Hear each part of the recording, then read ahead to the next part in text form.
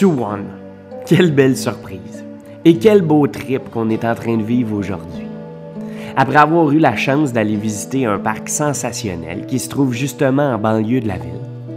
Un parc où l'on a découvert les anciennes us et coutumes du peuple et où on en a vraiment appris beaucoup sur la vie typique et passée des Coréens.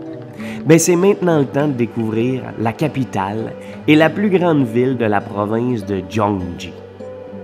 Suwon est vraiment pas loin de Séoul. On parle d'environ une trentaine de kilomètres, ce qui en fait un parfait day trip en partance de Séoul, qui est vraiment le camp de base idéal. C'est facile de s'y rendre en transport en commun. Et croyez-moi, c'est une journée bien remplie de découvertes et d'émerveillements.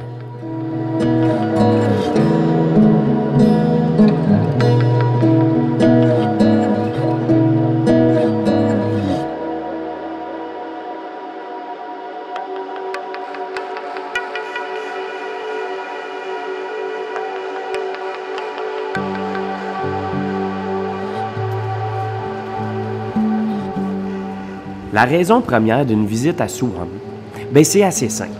C'est parce qu'on retrouve ici un patrimoine mondial de l'UNESCO et qui est la forteresse de Hwaseong. Une forteresse encore en place aujourd'hui et qui entourait originalement entièrement la vieille ville.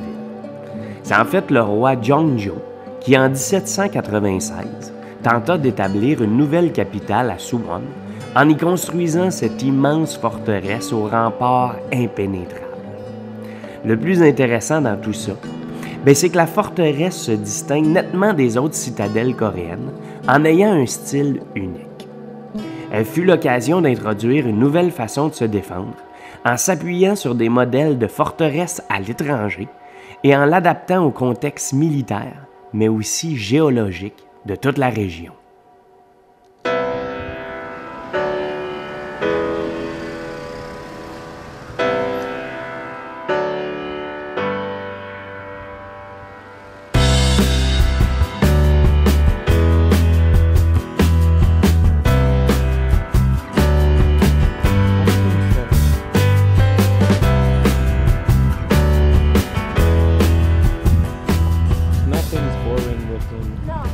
La forteresse a été classée au patrimoine mondial de l'UNESCO en 1997 pour les 4 raisons suivantes.